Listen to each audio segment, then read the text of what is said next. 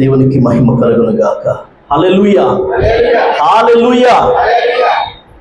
ముందుగా దేవాది దేవునికి కోట్లాదిగా కృతజ్ఞత స్తుతులు స్తోత్రాలు వందనాలు చెల్లించుకొనుచున్నాను. ఇక్కడ ఉన్న దైవజనులకు, కూడి వచ్చిన సంఘ బిడ్డలైన మీ అందరికీ కూడా పేరు పేరున ప్రత్యేకమైన వందనాలు. ఈరోజు పరిశుద్ధాత్మ దేవుడు మనల్ని ప్రేమించి మనతో మాట్లాడాలని ఆశపడుతున్న సంగతులు. నిన్నటి దినాన సిలువ ధ్యాన కూడికలో మనం ప్రారంభించిన ఒక వర్తమానము, ఒక ధ్యానము, పేతురు భక్తుడు అపోస్తులైన పేతురు రాసిన మొదటి పత్రిక మొదటి అధ్యాయము 7వ వచనాన్ని మనం మూలవాక్యంగా ఉంచి చూద్దాం. ఆ మాటలు మరొకసారి. ఈరోజు కొన్ని మాటలు నిన్న దినాన మనం ధ్యానం చేశాం. చూద్దాం అవేంటో.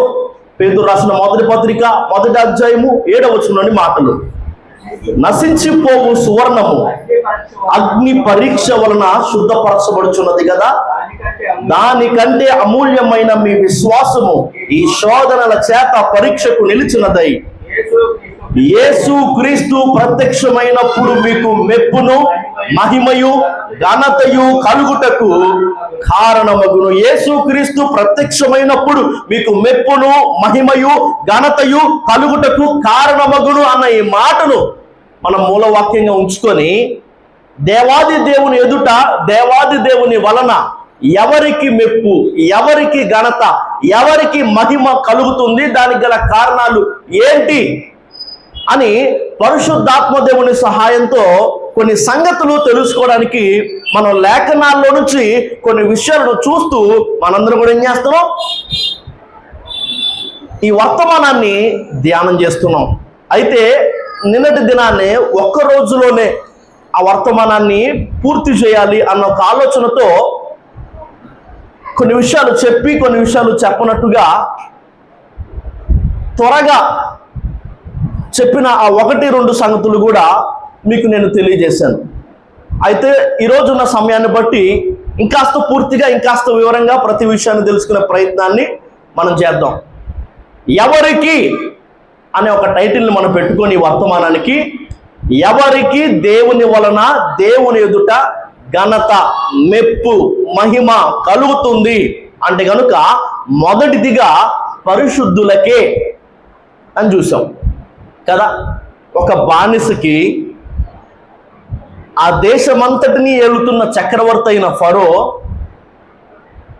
తన చేతికి ఉన్న ఉంగరాన్ని తీసిపెట్టాడు, తన గొలుసును వేశాడు, సన్నపునార బట్టలు తొడిగించాడు, 2వ రథాన్ని ఎక్కించాడు.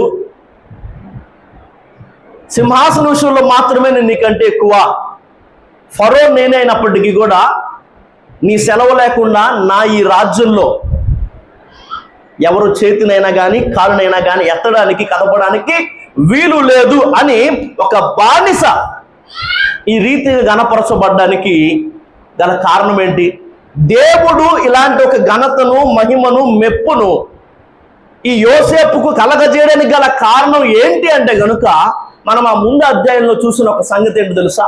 తన పరిశుద్ధతను యోసేపు కాపాడుకోవడం కోసం తన స్థాయిని, తన స్థితిని పక్కన పెట్టేసి తన పై వస్త్రాన్ని అక్కడే వదిలేసి పరిగెత్తడంట, పారిపోయాడంట.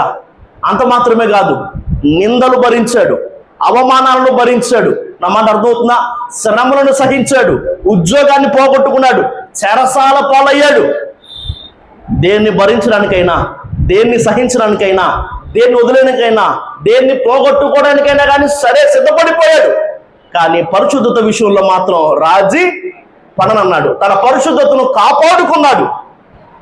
కనుకే అలాంటి ఒక ఘనత, అలాంటి ఒక మహిమ, అలాంటి ఒక మెప్పు దేవుని వలన అతనికి కలిగింది. పరిశుద్ధులు,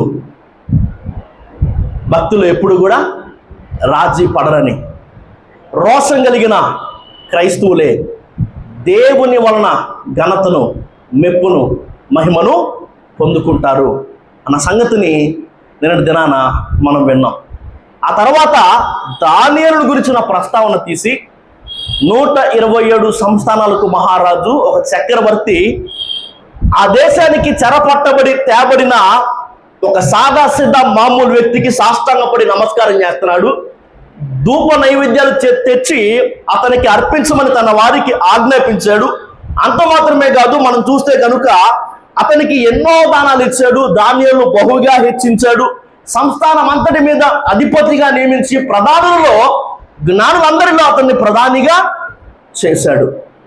ఎందుకు ఈ వ్యక్తికి ఇలాంటి ఒక ఘనత అంటే కనుక, రాజాజ్ఞ తీసుకురాబడిన ఈ యూదా వంశంలో ఈ రాజవంశీయులైన ఈ బాలురలో ప్రతి ఒక్కరిని కూడా 3 సంవత్సరాలు నేను తినే ఆహారాన్ని పెట్టి, నేను తాగే ద్రాక్షరసాన్ని తాగిపిచ్చి పోషించి ఆ తర్వాత నా ఎదుట నిలబెట్టండి అని రాజు ఒక ఆజ్ఞిస్తే, ఇది నా దేశమా పరాయి దేశమా, ఇది రాజాజ్ఞ, ఇంకేదైనా నేను అడిగితే ఏమైనా అవుతుందా, నన్ను ఏమైనా చేస్తారా, వీళ్ళు ఏమైనా అనుకుంటారా, నన్నేమైనా అంటారా, ఇలాంటివి ఏవి కూడా పట్టించుకోకుండా ఇది చేసి నన్ను నేను అపవిత్రపరచుకోకూడదు అన్న ఒక ఆలోచనతో ముందుకు వెళ్ళినట్టుగా మనం ఏం చేసాం, చూసాం. యోసేపు విషయమై మనం చూసిన సంగతి, మనం తెలుసుకున్న ఒక విషయం ఏంటంటే కనుక, పరిశుద్ధులు ఎవరంటే వారు భక్తిలో రాజీ పడరు, వారు రోషం కలిగి ఉంటారు. దేన్ని వదులుకోవడానికైనా, దేన్ని పోగొట్టుకోవడానికైనా, దేన్ని భరించడానికైనా, దేన్ని సహించడానికైనా వారు తెగించి ఉంటారు. అది అభ్యంతర కారణమైనప్పుడు, అది కన్నైనా, అది కాలైనా, అది చేయైనా, ఇంకేదైనా కానీ దాన్ని వదిలేసుకోవడానికి, దాన్ని తీసేసుకోవడానికి వారు సిద్ధపడతారు. పరిశుద్ధతను మాత్రం వారు పోగొట్టుకోరు. దానియేలు విషయంలో మనం నేర్చుకున్న ఒక సంగతి ఏంటంటే కనుక, పరిశుద్ధులు తమ్మును తాము ఉపేక్షించుకుంటారు, పరిశుద్ధులు తమ్మును తాము పరిశీలించుకుంటారు, పరీక్షించుకుంటారు, పరిశుద్ధులు తమ్మును తాము కాపాడుకుంటారు. తమ సొంత ఇష్టాలను పరిశుద్ధులు నెరవేర్చుకోరు, కానీ దేవుడి చిత్తాన్ని నెరవేర్చే వారిగా ఉంటారు. అవతల వారికి తీర్పు తీర్చేవారిగా వారు ఉంటారు. ముందు వాడు బాలేదు, వీడు బాలేదు, ఈమె బాలేదు, ఈమె బాగుంది, వాళ్ళను వాళ్ళు ఎప్పుడు వ్యక్తిగతంగా స్వపరీక్ష చేసుకునేవారిగా, విమర్శించుకునేవారిగా, తమ్మును తాము పరిశీలించుకునేవారిగా, వాక్యపు అర్థములో వారిని వారు చూసుకొని నాలో సరైనది ఏమైనా ఉందా లేదా అని పరీక్షించుకునేవారిగా, పరిశీలించుకునేవారిగా పరిశుద్ధులు ఉంటారని, ఆ తర్వాత తమ్మును తాము కాపాడుకునేవారిగా పరిశుద్ధులు. ఎవరు పరిశుద్ధులు అని తెలుసుకున్నాం. ఎందుకు తెలుసా? ఎవరికి దేవుని ఎదుట ఘనత, మెప్పు, బహుమానం అని తెలుసుకోవడానికి. తమ్మును తాము కాపాడుకుంటారు. దేని నుంచి కాపాడుకుంటారంటే, ఇహలోక మాలిన్యము తమకు అంటకుండా ఏం చేస్తారంట, వాళ్ళను వాళ్ళు ఈ లోకములో ఉన్నదంతయు శరీరాశ, నేత్రాశ, జీవపు డంబం. ఇహలోక మాలిన్యం అంటే అదే. అది తమకు అంటకుండా వారిని వారు కాపాడుకుంటారు, వారు పరిశుద్ధులు. అంత మాత్రమే కాదు, నెబుకద్నెజరు, ఇందుని గురించి నీకు ప్రత్యుత్తరం ఇవ్వాలన్న చింత మాకు లేదు. ఈ మండుచున్న వేడిమి గల అగ్నిగుండం నుంచి మా దేవుడు మమ్మల్ని తప్పించి రక్షించటకు సమర్థుడు. ఆయన తప్పించకపోయినా, ఆయన రక్షించకపోయినా కానీ నువ్వు నిలబెట్టిన ఈ ప్రతిమకు మాత్రం మేము చెప్పాలి. నువ్వు నిలబెట్టిన ఈ ప్రతిమకు మాత్రం మేము పరిశుద్ధులు. ఎవరయ్యా అంటే, పరిశుద్ధులు తమ్మును తాము ఉపేక్షించుకుంటారు, తమ్మును తాము పరీక్షించుకుంటారు, పరిశుద్ధులు తమ్మును తాము కాపాడుకుంటారు. దేని నుంచి కాపాడుకుంటారు అంటే కనుక, ఇహలోక మాలిన్యం తమకు అంటకుండా వారిని వారు కాపాడుకుంటారు. విగ్రహారాధన చేయకుండా వారిని వారు ఏం చేస్తారంట, ప్రాణం పోగొట్టుకోవాల్సిన పరిస్థితి వచ్చినా కూడా రాజీ పడేదే లేదు అని రోషం కలిగి నిలబడతారు. మేము మాత్రం విగ్రహారాధన, నువ్వు నిలబెట్టిన ప్రతిమకు మొక్కం. దానియేలు ఒక చక్కని ఉదాహరణగా మనం తీసుకున్నాం కదా. తమ్ముడు తాము కాపాడుకుంటారు పరిశుద్ధులు. విగ్రహార్పితాలు తినకుండా వారిని వారు ఏం చేస్తారంట, విగ్రహారాధన చేయకుండా తమ్ముడు తాము కాపాడుకుంటారు. విగ్రహార్పితాలు తినకుండా తమ్ముడు తాము కాపాడుకుంటారు. అంత మాత్రమే కాదు, మొర్దుకై, దానియేలైనా మొర్దుకై అయినా అందరూ తింటున్నారు కదా, అందరూ చేస్తున్నారు కదా, వీళ్ళందరూ కూడా వంగి వంగి దండాలు పెడుతున్నారు కదా, వీళ్ళందరూ కూడా నమస్కరిస్తున్నారు కదా, సరే గుంపులో ఒకనిగా నేను కూడా తింటే ఏమవుద్ది, అందరిలో ఒకనిగా నేను కూడా వంగి వంగి దండాలు పెడితే ఏమవుతుంది అని అనుకొని ఉంటే ఈరోజు వాళ్ళ గురించి మనం మాట్లాడే వాళ్ళం కాదు. దేవుడు వారిని ఆ రీతికి కనపరుచినట్టుగా వారు ఆ రోజు కనపరచబడి ఉండేవాళ్ళు కాదు. ఆ మహిమ వారికి వచ్చేది కాదు. తన్ను తాను కాపాడుకున్నాడు మొర్దుకై. వ్యక్తి పూజ చేయకుండా, విగ్రహారాధన చేయకుండా, విగ్రహార్పితాలు తినకుండా, వ్యక్తి పూజ చేయకుండా దేవుని స్థానంలోనికి ఏ వస్తువును, ఏ వ్యక్తిని, ఏ వ్యవస్థను, ఏ పార్టీని, ఇంకా దేన్ని కూడా తీసుకురాకుండా పరిశుద్ధులు ఏం చేస్తారంటే తమ్మును తాము ఉపేక్షించుకుంటారు, తమ్మును తామును పరిశీలించుకుంటారు, తమ్మును తాము కాపాడుకుంటారు.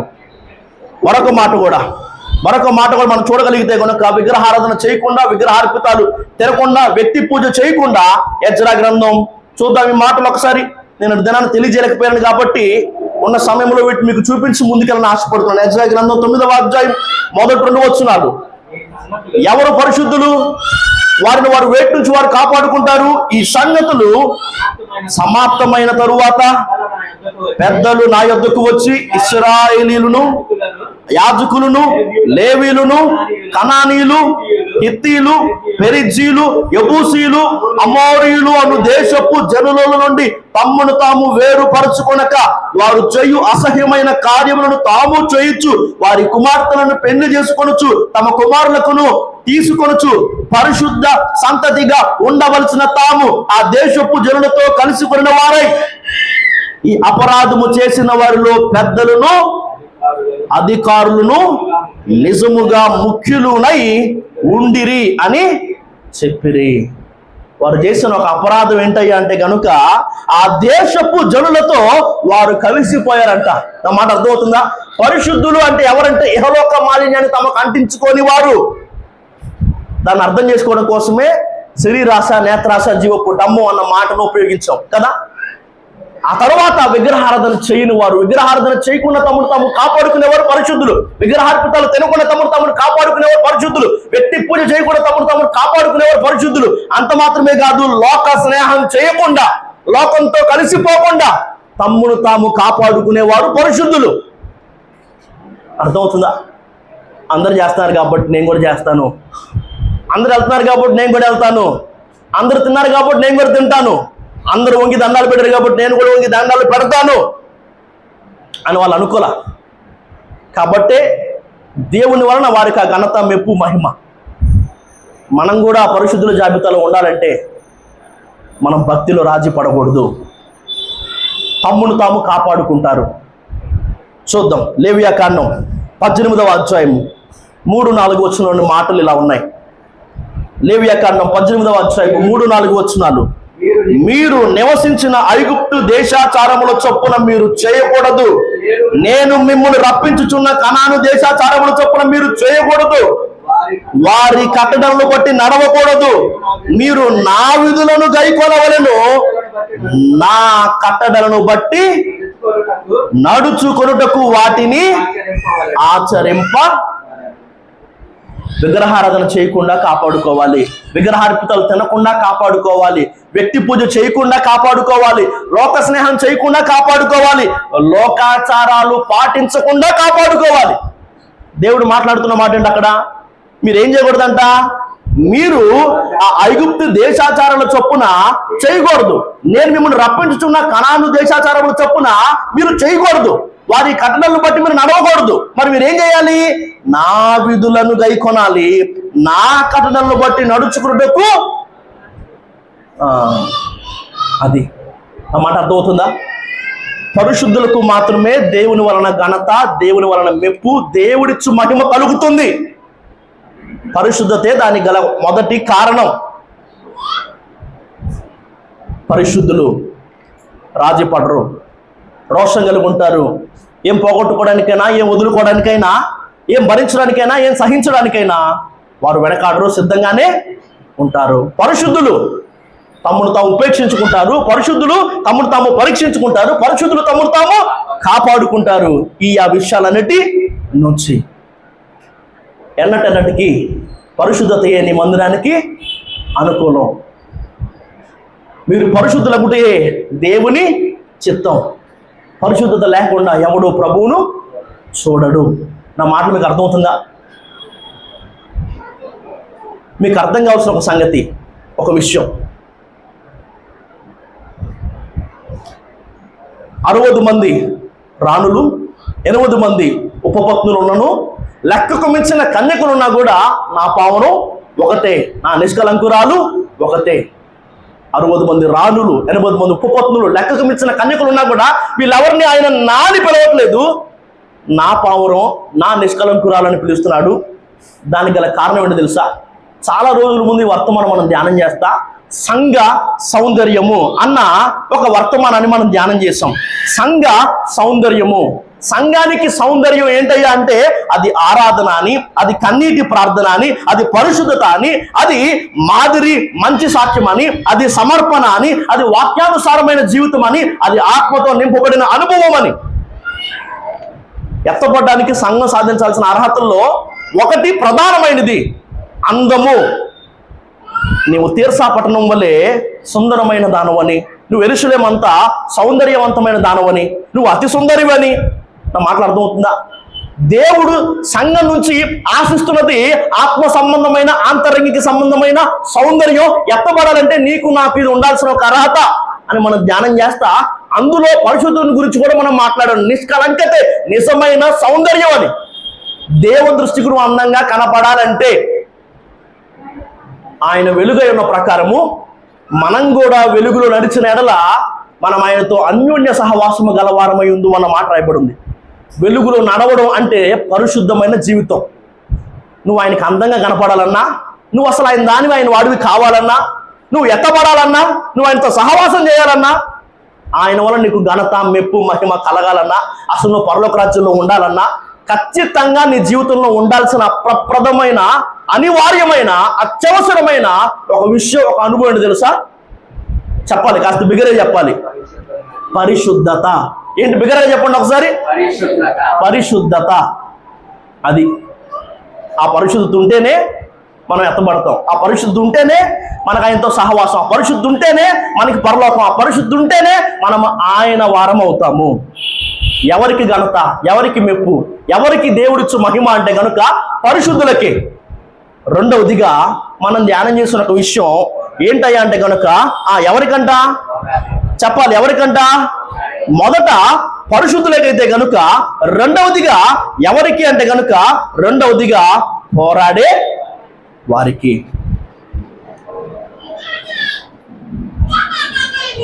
మనం దేవుని సైన్యమని,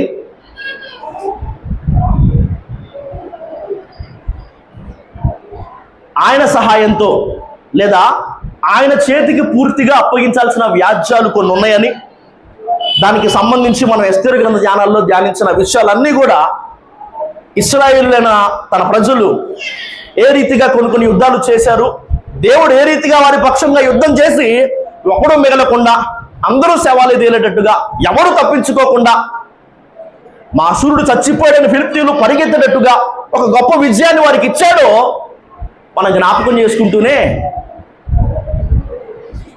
మనం దేవుని యుద్ధాలు జరిగించవలసిన వారిగా ఉన్నాము. అబీగైలు మాట్లాడుతున్న ఒక మాటను మనం తీసుకొని, అయ్యా నీవెవరమంట?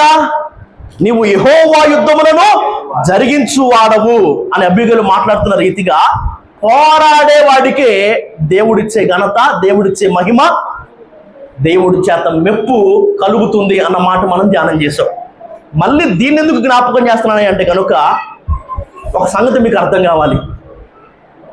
ఏ చోట మనకి ఆశీర్వాదం అని ఒకనొక రోజు మనం వర్తమానం ధ్యానం చేస్తా, ఆశీర్వదించబడ్డానికి నువ్వు ఉండాల్సిన స్థలము, ఆశీర్వదించబడ్డానికి నీలో ఉండాల్సిన అనుభవము అని మనం కొన్ని విషయాలు జ్ఞాపకం చేసుకున్నాం. అవేంటి? బేతేలని, హెబ్రోన్ అని, హోరేబ్ అని, బోయాజు పొలమని, దేవుని మందిరం అని, దేవుని సహవాసం అని, దేవుని పర్వతం అని, దేవుని పొలం అని కొన్ని అనుభవాల గురించి మనం ధ్యానం చేసాం. నువ్వు ఆశీర్వదించబడాలంటే ఖచ్చితంగా నీలో అనుభవం ఉండాలి. ఏంటి అనుభవం? కర్మెలు ఎక్కాడు. ఎవరు? ఏలియా. దగ్గరగా 850 మందికి ఎదురు నిలబడ్డాడు. ఒక రాజు, ఒక రాణి, ఆ దేశానికి సంబంధించిన సైన్యం, 850 మంది బయలు దేవత, ఆషేరా దేవి ప్రవక్తలు ఉన్నారు. సవాలు విసిరాడు, ప్రార్థన చేశాడు, ఆకాశం నుంచి అగ్నిని దింపాడు, 2 తలంపుల మధ్యన ఇశ్రాయేలును దేవుడి వైపుకు తిప్పాడు.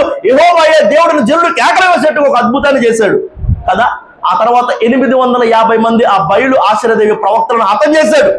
గొప్ప విజయం. ఆ తర్వాత యెజబెల్ ఒక మాట మాట్లాడింది, రేపటికి నువ్వు ఉండవు, ఉంటే నా పేరు యెజబెల్ కాదని. ఆ మాట విని భయపడ్డాడు. ప్రాణ భయం చేత మరణాపేక్ష కలిగిన వాడే ఒక దినం అరణ్య ప్రయాణం దూరం లోపలికి పరిగెత్తి బదరి వృక్షం కింద కూర్చొని ప్రార్థన చేస్తున్న, నా పితరుల కంటే నేను గొప్పవాడినేం కాదయ్యా, ఇంత మట్టుకు చాలు, నన్ను తీసేసుకోని అనుకున్నాడు. దేవుని దూత వచ్చి తట్టి లేపి ఆహారం ఉంది తినమని చెప్పింది. ఆ తర్వాత మళ్ళీ తట్టి లేపి, శక్తికి మించిన నీ ప్రయాణం ముందుంది కాబట్టి లేచి ఈ ఆహారం తిని ప్రయాణం చేసి ఎక్కడికి వెళ్ళమంది? హోరేబుకు. 40 రాత్రి పగళ్ళు ఆ భోజన బలం చేత ప్రయాణం చేశాడు, పరిగెత్తాడు, హోరేబుకు చేరుకున్నాడు.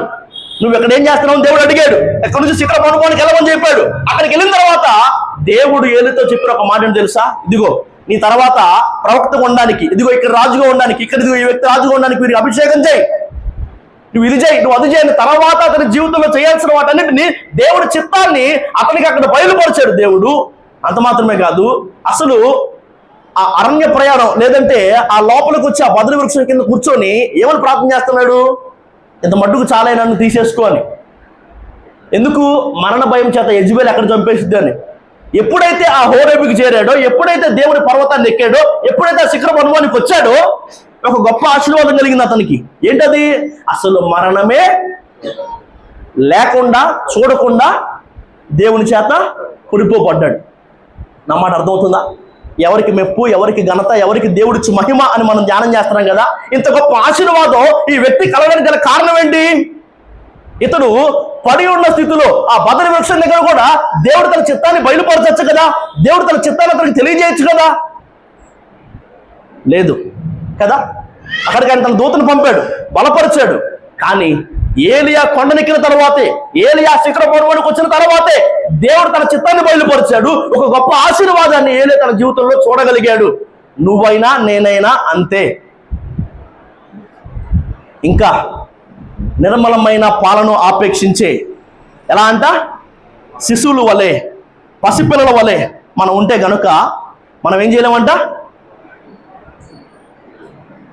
దేవుడిచ్చే ఘనతను, దేవుడిచ్చే మెప్పును, దేవుడిచ్చే మహిమను పొందలేం. ఇంకా మనము పిలుపులాటలాడుకుని పిల్లకాయల వల్ల ఉంటే ఈ కథన రంగంలో, యుద్ధ భూమిలో ఎక్కువ రోజులు నిలబడి ఉండలేం. భక్తిని మనం చేయలేం. మనము పరిపూర్ణం అవ్వాలి. అభ్యాసము చేత మేలు కీడులను వివేచించుటకు సాధకము చేయబడే జ్ఞానేంద్రియములు గలవారమై ఇవ్వాలి.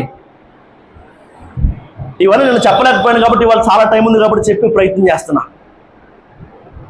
నువ్వు ఆశీర్వదించబడాలన్నా, దేవుడు నీకు ఘనత మెప్పు కలగాలన్నా నువ్వు ఒక రేంజ్కి రావాలి. నువ్వు ఒక స్థాయికి మీదకి ఎదిగి ఫలించాలంటే కిందకు వేరు తన్నాలి అన్న మాట కూడా మనం ధ్యానం చేసాం. నువ్వు లోతుల్లోకి వస్తేనే, నువ్వు లోతైన అనుభవంలోకి వస్తేనే గొప్ప సమృద్ధి, గొప్ప ఘనత, గొప్ప విజయం, గొప్ప ఆశీర్వాదం. నా మాట అర్థమవుతుందా?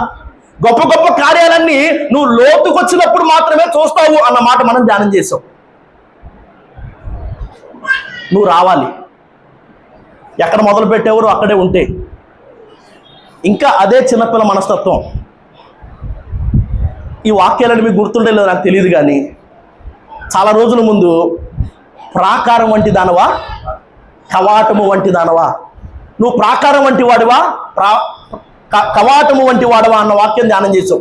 ఎవరికైనా గుర్తుందా? మాకు ఒక చిన్న చెల్లెలు ఉంది, దానికి ఇంకా వయసు రాలేదు. వివాహ సమయం వచ్చినప్పుడు దీని విషయంలో మేము ఏం చేయాలి అన్న మాట ఒకవైతే అయితే గనుక, నేను నీ యొద్దకు వచ్చి చూడగా ఇష్టము పుట్టించు ప్రాయమునకు నువ్వు వచ్చావు కాబట్టి, నీకు వచ్చింది కాబట్టి నేను వివాహం చేసుకున్నాను, నీతో నిబంధన చేసుకున్నాను, నువ్వు నా దానవయ్యావన్న మాట 2 వచనాలు మనం ఆధారం చేసుకుని ధ్యానం చేసాం. అసలు మనం ఏ అనుభవంలో ఉన్నాం? ఇంకా వయసుకు రాని ఆ చిన్నపిల్లల మనస్తత్వం, ఆ నిర్మలమైన ఆ పాలన మాత్రమే ఆపేక్షించి బలమైన ఆహారాన్ని అరయించుకోలేని వారి ఆ స్థితిలోనే మనం ఉండిపోయామా? ఎన్ని రోజులైనా, ఎన్ని నెలలైనా, ఎన్ని సంవత్సరాలైనా కానీ మనం ఎదుగుతున్నామా? మనం ఎదగలేకపోతున్నామా? నువ్వు ఎదగాలి. ఎదిగినప్పుడే నీకు దేవుని వల్ల ఘనత, నీకు దేవుని వల్ల మెప్పు, నీకు దేవుడిచ్చే మహిమ. అదే రెండవ పోరాడే వారికి, అయ్యా ఇది నా వల్ల కాదు, అయ్యా ఇది నా చేత కాదు, ఇది అయ్యా ఇది నా శక్తికి మించింది అని మనం దేవుని చేతుల్లోకి పెట్టే వ్యాజ్యాలు కొన్ని ఉంటే కనుక నువ్వు దేవుని పక్షంగా నువ్వు చేయాల్సిన యుద్ధాలు కూడా కొన్ని ఉన్నాయి. నువ్వు ఆ స్థితికి రావాలి. నువ్వు దేవుని సైన్యం. దావీదు కూడా ఆ రోజు మనం ధ్యానం చేస్తా ఆశీర్వదించబడడానికి నువ్వు ఉండాల్సిన చోటు అన్న వాక్య ధ్యానంలో కూడా దావీదు మహానయముకు వచ్చినప్పుడు అంతవరకు కూడా ఆకలి, అంతవరకు కూడా పస్తులు, అంతవరకు కూడా అవసరాలు తీరని ఒక అనుభవం, అంతవరకు కూడా ఇబ్బంది ఇరుకు. మహానయముకి ఎప్పుడైతే వచ్చాడో అప్పుడు ఒక గొప్ప సమృద్ధి చూశాడు, ఆకలి తీరింది, ఒక గొప్ప ఆశీర్వాదాన్ని అనుభవించాడు దావీదు. మహానయము అన్న పేరు యాకోబు పెట్టాడు దానికి. ఎప్పుడు దేవుని సేనను చూసినప్పుడు ఇది దేవుని సేన అని ఆ చోటుకు మహానయం అన్న పేరు పెట్టాడు. నువ్వు రాగలిగితే, నువ్వు శిశువు అన్న ఈ స్థితి నుంచి, అన్న ఈ అనుభవం నుంచి క్రీస్తు యేసు యొక్క మంచి సైనికుడు అన్న ఒక స్థాయికి నువ్వు ఎదగలిగితే, అక్కడ దేవుడి యుద్ధాలు చేయగలిగిన వాడిగా నువ్వు ఉంటే, అక్కడ దేవుని వల్ల నీకు ఘనత, మెప్పు, మహిమ కలుగుతుంది. కానీ చాలామంది ఇంకా అక్కడే ఆగిపోయారు. చాలామంది ఆ శిశువులు ఆ వయసుకు రాని ఒక అనుభవంలోనే ఉండిపోయారు.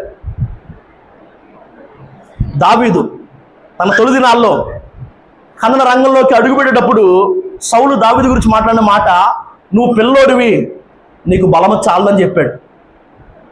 కనీసం యుద్ధోపకరణాలు వేసుకొని నడవడం తెలియదు, కత్తి మోయడం రాదు, యుద్ధం చేయడం తెలియదు. అలాంటి ఒక పరిస్థితుల నుంచి దావీదు ఎక్కడికి ఎదిగాడంటే, దావీదు గురించి మనం నిన్న కూడా ధ్యానం చేస్తా చూద్దాం. ఒకసారి ఆ మాట చూద్దాం. 2 రోజుల క్రితం అనుకుంటా, 2 సమూయేలు 18:3, కొన్ని వారాల క్రితం 2 సమూయేలు 18:3 చూద్దాం ఆ మాట.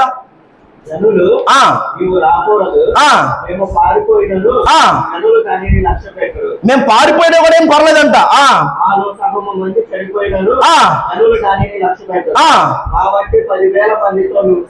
ఎవరంట? మా వంటి 10,000 మందితో నువ్వు సాటి. అసలు ఒకనొక స్టార్టింగ్ స్టేజ్ లో దావీదు ఎక్కడ మొదలు పెట్టాడంటే, అదే దావీదు ఫస్ట్ టైం యుద్ధ భూమిలోకి రావడం.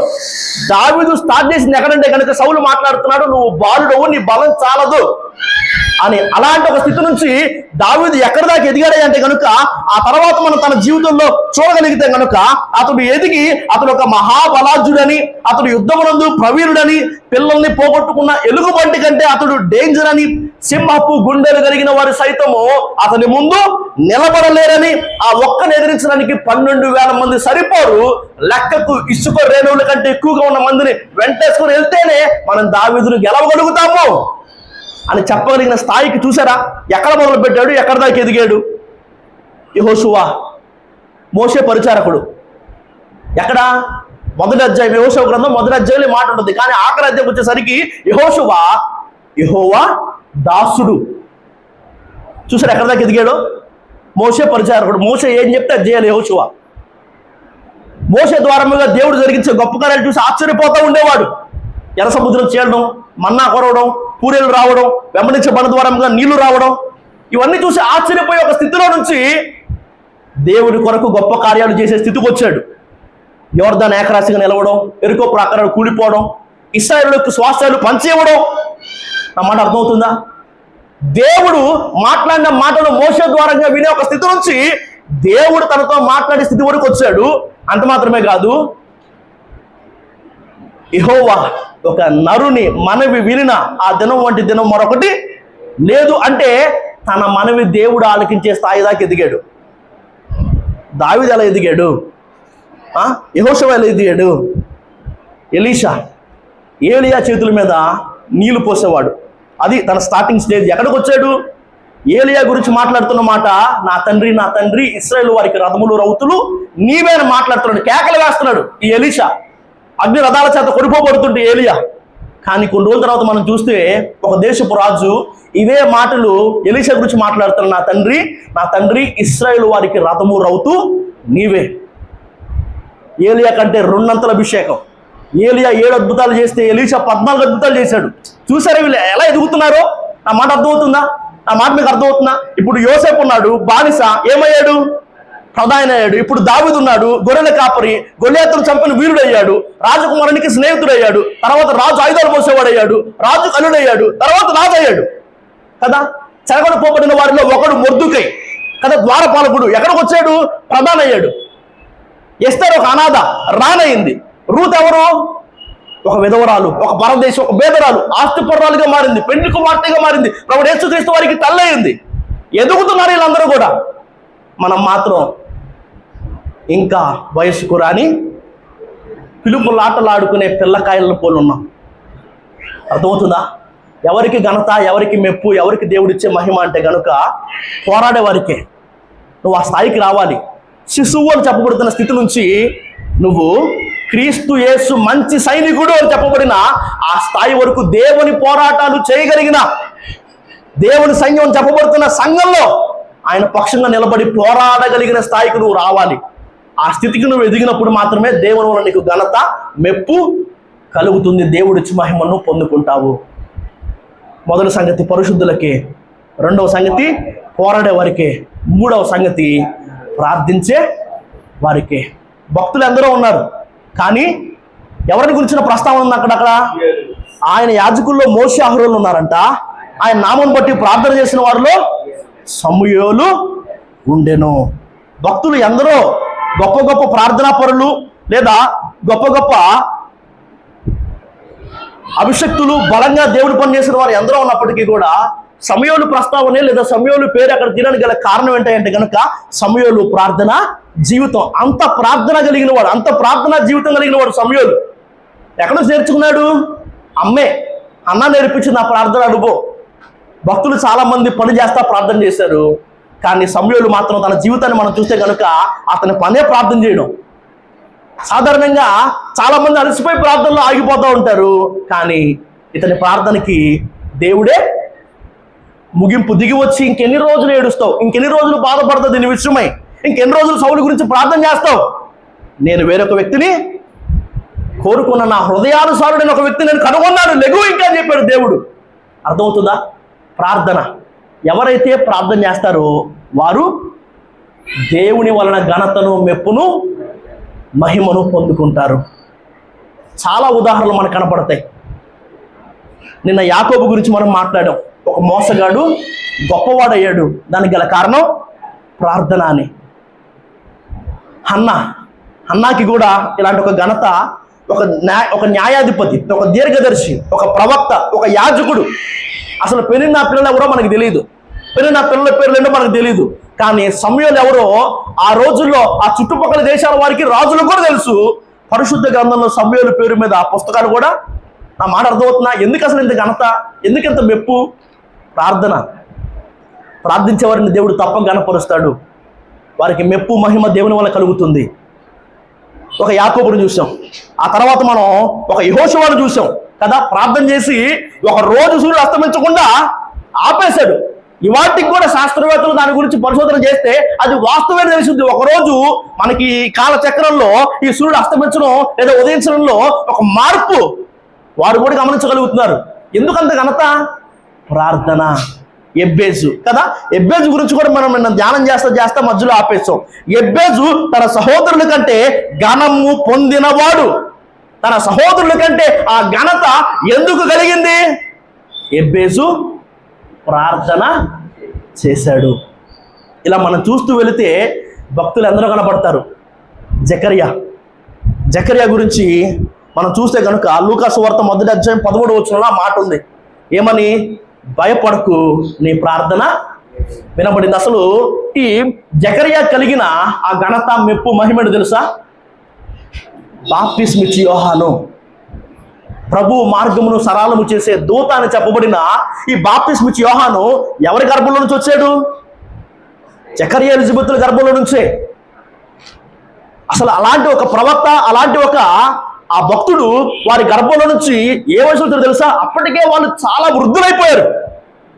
అప్పుడు దేవుడి దూత అతనికి యాజక మర్యాద చొప్పున అతడు ధూపం వేస్తుండగా ప్రత్యక్షమే అతనితో మాట్లాడుతున్న మాటలు భయపడుతూ నీ ప్రార్థన వినబడిందని. అతను ఏం ప్రార్థన చేశాడు?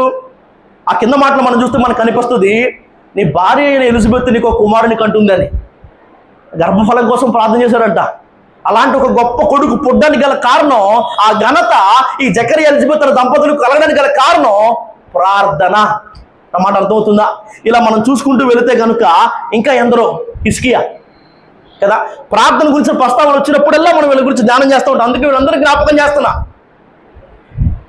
ప్రార్థన చేశాడు, గోడ తట్టు తిరిగి ప్రార్థన చేశాడు. దేవుడు 15 సంవత్సరాల ఆయుష్ను పెంచాడు. పెరిగిన ఆయుష్లో కొడుకు పుట్టాడు. అతి చిన్న వయసులోనే రాజు అయ్యాడు. అంత మాత్రమే కాదు, ప్రభు యేసుక్రీస్తు వారి వంశంలో ఆ వ్యక్తి చోటును దక్కించుకోగలిగాడు. ఎందుకెంత ఘనత? ప్రార్థన. నా మాట అర్థమవుతుందా? ప్రార్థన గురించి ఎన్నో మాటలు ధ్యానం చేశాం. గుడారపు క్రమంలో ప్రార్థన చేయడం అన్న వర్తమానం ద్వారంగా భక్తులు అసలు ప్రార్థన గురించి మాట్లాడిన మాటలేంటి? ఒక శక్తివంతమైన, ఒక విజయవంతమైన క్రైస్తవ జీవితంలోని 3 ప్రధానమైన సూత్రాలు ప్రార్థన, ప్రార్థన, ప్రార్థనే అని ఇలా భక్తులందరూ మాట్లాడిన మాటలు ఎన్నో మనకి జ్ఞాపకం చేసుకున్నాం. ప్రార్థన అంత అవసరం మనకి. ఒక చెట్టు నీరు, ఆక్సిజన్ లేకపోతే ఎలాగైతే బతకలేదో, ఒక విశ్వాస ప్రార్థన లేకపోతే బతకలేడు కదా. ఈ మాట్లాడి మనం ధ్యానం చేసాం. దేవుని వలన నీకు ఘనత కలగాలంటే, నువ్వు గొప్పవాడి అవ్వాలంటే, దేవుని వలన మెప్పు, మహిమ నువ్వు పొందుకోవాలంటే కనుక నీలో ఉండాల్సిన 3వ అనుభవము, 3వ చెప్పాలి బిగ్గరగా, పరిశుద్ధులకే, 2 పోరాడే వారికే, 3 ప్రార్థించే వారికే, 4 చూద్దాం. ఈ మాట కూడా చూద్దాం. ఆదికాండం 6వ అధ్యాయం 14 వచనం. ఆదికాండం 6:14. ముందు ఆదికాండం 9వ అధ్యాయం 1వ వచనం చూద్దాం. 9:1. మరియు దేవుడు నోవాహును అతని కుమారులను ఆశీర్వదించి, మీరు ఫలించి అభివృద్ధి పొంది భూమిని నింపుడి. ఇంత గొప్ప భాగ్యం వారికి దక్కింది. చూడండి అసలు ఆ మాట చూడండి. దేవుడు నోవాహును అతని కుమారులను ఆశీర్వదించి, మీరు ఫలించి అభివృద్ధి పొంది భూమిని ఏం చేయాలంట? నింపాలి. అసలు ఇంకా భూమి మీద ఎప్పుడు మిగిలేడు, నోవాహు, తన కుమారులు, ఆ కుటుంబం తప్ప. అసలు ఒక తరం కాదు, అసలు ఇంకా మానవ జాతి అంతా కూడా ఇక వాళ్ళ నుంచే మొదలవుతుంది. ఇంచుమించుగా వాళ్ళే మూల పురుషులు అనేటట్టుగా అక్కడ నుంచే అందరూ కూడా రావడం మొదలైంది. అసలు ఎందుకంత గొప్ప ఘనత వాళ్ళకి? ఎందుకు అసలు ఆ మహిమ, ఎందుకు ఆ మెప్పు దేవుని వల్ల కలిగింది? ఇప్పుడు చూద్దాం. అదే ఆదికాండం 6వ అధ్యాయం 14 వచనం. చితిసారకపు మ్రానుతో నా కొరకు ఓడను, నీ కొరకు ఓడను చేసుకునుము. 120 సంవత్సరాలు దేవుడు చెప్పాడు కదా అని ప్రయాసపడ్డాడు, పనిచేశాడు. డబ్బులు నోవాహువే, సామర్థ్యం, శక్తి నోవాహుదే. సమయం 120 సంవత్సరాలు. దేవుడు ఒక పని చెప్తే ఆ ఓడ నిర్మించడం కోసం 120 years, 120 సంవత్సరాలు ఏం చేశారంట? ప్రయాసపడ్డాడు. అది 4వ మొదటి పరిశుద్ధులకే, 2వ పోరాడే వారికే, 3వ ప్రార్థించే వారికే, 4వ ప్రయాసపడే వారికే. నా మాట అర్థమవుతుందా? ఈ మాట ఇంకో రకంగా అర్థం చేసుకోవాలంటే ఆయన కోసం పరిగెత్తే వారికే. ఎవరికి మెప్పు, ఎవరికి ఘనత, ఎవరికి దేవుని వలన మహిమ అంటే కనుక ఆయన కోసం, ఆయన రాజ్య వ్యాప్తి కోసం ప్రయాసపడే వారికి, ఆయన రాజ్య వ్యాప్తి కోసం, ఆయన కోసం పరిగెత్తే వారికి దేవుని వలన మహిమ, ఘనత, మెప్పు కలుగుతుంది. 120 సంవత్సరాలు పని చేస్తున్నాడు, ప్రయాసపడ్డాడు. ప్రయాసపడి భారం మోస్తున్న సమస్త జిల్లాలో నా ఎద్దకు రండి, నేను మీకు విశ్రాంతిని ఇస్తాను. మీరు ఈ భారాలు, అనవసరమైన భారాలన్నీ మోయాల్సిన పని లేదు. మీరు మొయ్యాల్సిన భారం ఒకటే, అది నా రాజ్య, నా కాడిని ఎత్తుకోండి, సులువుగా తేలిగ్గా ఉంటుందని దేవుడు చెప్పిన తర్వాత కూడా మనం అనవసరమైన లౌకిక భారాలు మోయడానికే ప్రయాసపడుతున్నాం. అర్థమవుతుందా? మన ప్రయాసంతో దేనికోసం? గుండెల మీద చేతులు వేసుకొని మనం చెప్పగలిగితే కనుక, మనం ఆలోచన చేసుకోగలిగితే కనుక, ఇంత ప్రయాసపడ్డానయ్యా అని నువ్వు దేనికోసం చెప్పగలవు? ఒక ఆత్మను సంపాదించడం కోసం ఎంత ప్రయాసపడ్డానని చెప్పగలుగుతావా? అయ్యా ఇదిగో ఈ మందిరం ఈ రీతిగా కట్టబడడం కోసం ఎంత ప్రయాసపడాలని చెప్పగలుగుతావా? ఇదిగో ఈరోజు ఈ రీతిగా ఆరాధన జరుగుతుందంటే కనుక దానికి ఇదిగో నా తోడ్పాటు, దానికి ఇదిగో నా సహకారం, ఇదిగో దేవుడి పని జరగడానికి నా వంతు కృషి, ఇదిగో నేను ప్రయాసపడ్డాను అని చెప్పగలుగుతావా? అయ్యా ఫస్ట్ ర్యాంక్ రావడం కోసం, అయ్యా గొప్ప ఉద్యోగం తెచ్చుకోవడం కోసం, అయ్యా ఇదిగో ఆస్తిపాస్తులు పోగేసుకోవడం కోసం, అయ్యా ఇదిగో అధికారం తెచ్చుకోవడం కోసం, ఇదిగో పక్కని తొక్కడం కోసం, ఇదిగో నేను నిలబడడం కోసం, ఇదిగో దీన్ని పొందుకోవడం కోసం ఎంతో ప్రయాసపడ్డానయ్యా. ఎంత ప్రయాసపడితేనే కానీ మనం ఈ కారు కొనలేకపోయాం. ఎంత ప్రయాసపడితేనే కానీ ఈ ఫోన్ నా చేతిలోకి రాదు. ఎంత ప్రయాసపడితేనే కానీ ఈ చైన్ నేను చేయించుకోలేకపోయాను. ఎంత ప్రయాసపడితేనే కానీ ఇదిగో ఈ 3 అంతస్తులు కట్టలేకపోయాను. ఎంత ప్రయాసపడితే కానీ నా పిల్లలు నా స్కూల్లో అడ్మిషన్ తెచ్చుకోలేకపోయాను.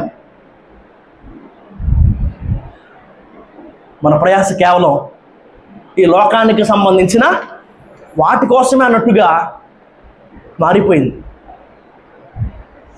ఇందులో కొన్నింటి కోసం ప్రయాసపడదని చెప్పట్లా, కానీ ఎప్పుడైనా కానీ దేవుని రాజ్య వ్యాప్తి కోసం ప్రయాసపడ్డావా? అర్థమవుతుందా? దేవుని వల్ల నీకు ఘనత కలగాలంటే, మెప్పు కలగాలంటే, ఆయన ఇచ్చే మహిమ నీకు కలగాలంటే కనుక ఖచ్చితంగా నీలో ఉండాల్సిన అనుభవం, 4వ అనుభవం ప్రయాసపడ్డం. లేదా పరిగెత్తడం. ఎప్పుడైనా ఆయన కోసం పరిగెత్తావా? ఎప్పుడైనా ఆయన కోసం ప్రయాసపడ్డావా? నీ ప్రయాస అంతా నీ కోసం, నీ కుటుంబం కోసం, నీ శరీరం కోసం కదా, నీ వారి కోసమే కదా. ఆయన కోసం, ఆయన రాజ్యవ్యాప్తి కోసం, ఆయన సంఘం కోసం ఎప్పుడైనా నువ్వు ప్రయాసపడ్డావా? ఆయన కోసం పరిగెత్తే అనుభవం నీకుందా? లేఖనాల్లో చాలామంది పరిగెత్తారు. గెహజీ ఎక్కడ పరిగెత్తున్నాడు? ఒక దైవజనుని దగ్గర శిష్యునిగా ఉండి నాకు రూపాయి కూడా వద్దు అని దైవజనుడు తిరస్కరించిన తర్వాత, వెళ్ళిపోని చెప్పిన తర్వాత కూడా గెహజీ ఏం చేస్తున్నాడంట? నయమాను రథం వెనకాల పరిగెడుతున్నాడు. ఆల్మోస్ట్ ఇంచుమించుగా ఇప్పుడు మోషే తర్వాత యెహోషువ ఏ రీతిగా అయితే నాయకుడు అయ్యాడో, ఏలే తర్వాత ఏ రీతిగా అయితే ఎలీషా నాయకుడిగా అయ్యాడో, అలాగే ప్రవక్త తర్వాత ఎలీషా తర్వాత ఈ గెహజీ ఆ స్థాయికి రావాలి. అంతేనా? అవునా కదా? ఏలే ఉన్నాడు, ఏలే తర్వాత ఎలీషా వచ్చారు. ఇప్పుడు ఎలీషా తర్వాత ఎవరు రావాలి? గెహజీ రావాలి. అలా రావాలంటే ఎలీషా పరిగెత్తాడు కదా ఏలియా వెనకాల, నువ్వు అలా పరిగెత్తాలి. అన్నీ వదిలేసి, జీవనోపాధిని, జీవనాధారాన్ని, తల్లిదండ్రుల్ని, కుటుంబాన్ని వదిలేసి దైవజనుని వెనకాల పరిగెత్తాడంట ఎలీషా. అందుకే ఆ స్థాయి, అందుకే ఆ రేంజ్, అందుకే ఆ ఘనత, అందుకే ఆ మెప్పు, అందుకే ఆ మహిమ. కానీ గెహజీ దేని వెనకాల పరిగెడుతున్నాడు? బహుమానం కోసం, ధనం కోసం నయమాను రథం వెనకాల పరిగెడుతున్నాడు. మన యోధా పత్రికలో 1వ అధ్యాయం 11వ వచనం చూస్తే కనుక తప్పు త్రోవ పరిగెడుతున్నాడు ఎవరు? బిలాము. బహుమానం కోసం తప్పైన త్రోవలో పరిగెడుతున్నాడు బిలాం. నీ పరుగు దేనికోసం? నీ ప్రయాస దేనికోసం? ఫిలిప్పు పరిగెడుతున్నాడు రథం వెనకాలే. అయితే ఇథియోపియా దేశపు మంత్రికి సువార్తను ప్రకటించడం కోసం రథం వెనకాల పరిగెడుతున్నాడు ఫిలిప్పు. ఈరోజు నీకు అర్థం కావాల్సిన సంగతి ఒక విషయం, క్రీస్తు యేసునందు ఉన్నతమైన పిలుపునకు కలుగు బహుమానం పొందవల్లని నేను గురి యొద్దకే పరిగెత్తుచున్నానని చెప్తున్నాడు భక్తుడైన పౌలు. నువ్వు దేనికోసం పరిగెడుతున్నావు? నువ్వు దేనికోసం ప్రయాసపడుతున్నావు? నీ కోసం, నీ శరీరం కోసం, నీ కుటుంబం కోసం, నీ వారి కోసమేనా? ఆయన కోసం, ఆయన రాజ్యవ్యాప్తి కోసం పరిగెత్తే అనుభవం నీకుందా?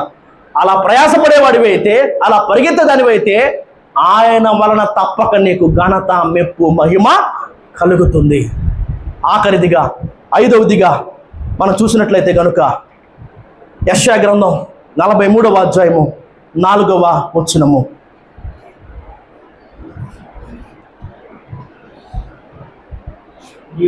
నీవు నా దృష్టికి ప్రియుడవైనందున ఘనుడవు. అది ఎవరికి దేవుని వల్ల ఘనత, మెప్పు, మహిమ కలుగుతాయంటే కనుక పరిశుద్ధులకే, పోరాడే వారికే, ప్రార్థించే వారికే, ప్రయాసపడే వారికే, ఆయన కోసం పరిగెత్తే వారికే. ఆఖరిదిగా 5వదిగా ఏందంట? నీవు నాకు ప్రియుడవైనందున ఘనుడవు అయితివి. ఆయనకు నువ్వు ప్రియుడు అయితే ఆయనను ఘనపరుస్తాడు, ఆయనకు మెప్పునిస్తాడు, ఆయన నిన్ను మహిమపరుస్తాడు. నా మాట అర్థమవుతుందా? ఎవరు ఆయనకి ప్రియులు? లేదా ఇందాక మనం ప్రయాసపడ్డం, పరిగెత్తడం అని ఎలా అనుకున్నామో, ఇప్పుడు మనం చూస్తే ఆయన్ని ప్రేమించే వారికి, ఆయనకు ప్రియులైన వారికి ఘనత, మెప్పు, మహిమ కలుగుతుంది. ఎవరెవరికంట? ఆయనకు ప్రియులైన వారికి, ఆయన్ని ప్రేమించే వారికి. ఆయనకు ప్రియులైన వారు ఎవరు? ఈయన నా ప్రాణమునకు ఇష్టుడైన నా ప్రియుడు అని ప్రభువైన యేసుక్రీస్తు గురించి తండ్రి చెప్పిన మాట మనకు కనబడుతుంది కదా. ఎవరంట? ఈయన నా ప్రాణమునకు ఇష్టుడైన నా ప్రియుడు. ఇప్పుడు నువ్వు దేవునికి ప్రియుడివి కావాలంటే కనుక, నువ్వు ప్రియుడు అయ్యావు కాబట్టి గనుడు అయ్యావు. నువ్వు ప్రియుడు అవ్వాలంటే నువ్వేం చేయాలి? క్రీస్తు వలె ఉండాలి, క్రీస్తు పోలికలోనికి మార్చబడాలి, క్రీస్తు స్వరూప్యతలోనికి రావాలి. అర్థమవుతుందా? దేవునికి ఇష్టునిగా, దేవునికి ప్రియునిగా నువ్వు ఎలా మారుతావంటే కనుక ప్రభువైన యేసుక్రీస్తు వారు మనకు చూపిన మాదిరిని అనుసరించినప్పుడే, ఆయన మనసు కలిగి జీవించినప్పుడే, నువ్వు అన్ని విషయాల్లో ఎదిగినప్పుడే, నువ్వు క్రీస్తు స్వరూప్యతలోనికి వచ్చినప్పుడే నువ్వు దేవునికి ప్రియునిగా, ఇష్టునిగా మారుతావు. ఆయన్ని ప్రేమించే వారికి, ఆయనకు ప్రియులైన వారికి అని చెప్పాం కదా. ఆయనకు ప్రియులంటే క్రీస్తు స్వరూప్యతలోనికి వచ్చిన వారు. మరి ఆయన్ని ప్రేమించేవారంటే ప్రేమకు గుర్తు, ప్రేమకు ఒక రుజువు, ప్రేమకు సూచనలు చాలా సందర్భాల్లో మనం ధ్యానం చేస్తాం. టైం లేదు కాబట్టి వాటి గురించి నేను లోపలికి వెళ్ళట్లేదు. కానీ నీ మీద నీ దేవునికి ఉన్న ప్రేమ గుర్తు, రుజువు, సూచన ఇవ్వడం, నువ్వు అడిగినవి, నువ్వు ఆశపడినవి, నీకు అవసరమైన దేవుడు ఇస్తున్నాడు. అంతకంటే తన ప్రాణాన్ని నీకు ఇచ్చాడు. విడిచిపెట్టకపోవడం, మరచిపోకపోవడం, నిన్ను గద్దించడం, శిక్షించడం, నీపై దేవుడికి ఉన్న ప్రేమకు గుర్తు సూచన అయితే కనుక నువ్వు దేవుణ్ణి ప్రేమిస్తున్నావా లేదా అన్న దానికి గుర్తు రుజువు సూచన ఏంటో తెలుసా?